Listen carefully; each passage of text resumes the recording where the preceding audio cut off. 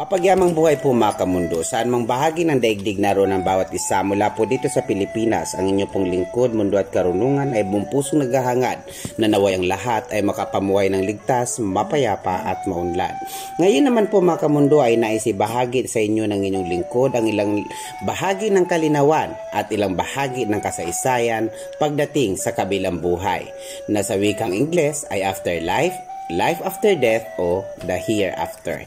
Bilang panimula, ang kabilang buhay ayon sa kasaysayan ay ang pinaniniwalaang yugto sa buhay ng isang tao pagkatapos ng isang katangi-tanging pangyayari, partikular na pagkaraan ng kamatayan o pagpanaw o pagkatapos mamuhay sa mundo.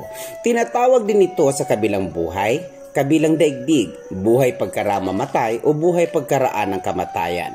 Ito ang pinaniniwalaan ng mga tao na nangyayari pagkaraan ng kamatayan ayon sa iba't ibang mga aral ng kani-kanilang mga relihiyon. May ilang mga pananampalatayang naniniwala sa reinkarnasyon o ang pagbabalik sa buhay na nasa ibang katawan. Kinabibilangan ito ng mga relihiyon o mga pinaniniwalaan ng mga Budismo at Hinduismo. May iba pang mga relihiyong naniniwalang napupunta ang tao sa ibang puok pagkaraang mamatay, katulad ng langit, limbo, purgatorio at impyerno. Kabilang sa mga ito ang Kristyanismo, Katolisismo, Hudaismo at Haneismo. May iba pang mga relihiyon na naniniwalang nagbabago ang mga tao at nagiging mga espiritong tinatawag na mga multo, aswang o guni-guni. Nasa wikang Mandaya ay tagbanwa. Sa Budismo, naniniwala sa muling pagsilang, na sa wikang Ingles ay rebirth. Sa bagong buhay pagkatapos mamatay, ang paniniwala ay ang karmikong tendensya o ilog ng budhi. Ang bagay ng transmigrasyon sa mga Tibetanong Budista, ang bardo ay ang intermedyo ng dalawang kabuhayan.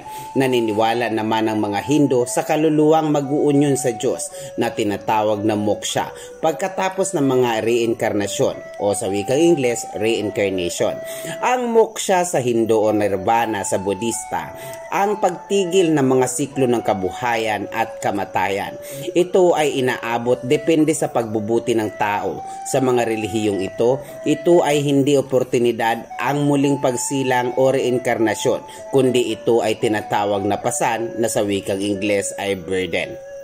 Sa Shinto naman, sa bansa ng Japan o sa bansang Hapon, sa kamatayan ng tao may ilang posibleng destinasyon. Sa malayang kabila ng karagatang may buhay bata, sa dikitang mundong astral, sa mundo ilalim o kaya sa kabundukan para magwardya ng buhay pang pamilya. Mga kamundo, hindi naman po lingid sa karamihan sa atin na maraming pelikula at libro ay tungkol sa kabilang buhay.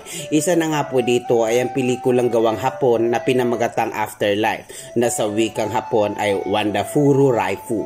Noong 1998, si Hirokazu Koreeda ang direktor. Inilalarawan ng pelikula ang kabilang buhay na ang paboritong sandali sa buhay ng isang tao ay inuulit ng inuulit.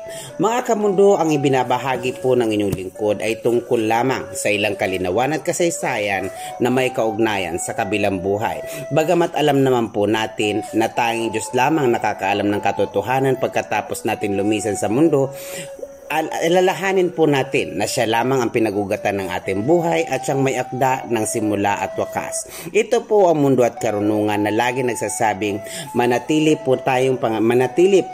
po nating pangalagaan at pagmalasakitan ng kalikasan, maging mga aso at pusa upang araw-araw nating mabatid ang balansing enerhiya ng ating kapaligiran. Ito po ang Mundo at Karunungan na lagi nagsasabing mahal ko po kayo, maraming salamat po. Lagi pong tandaan, ito po ay gabay lamang.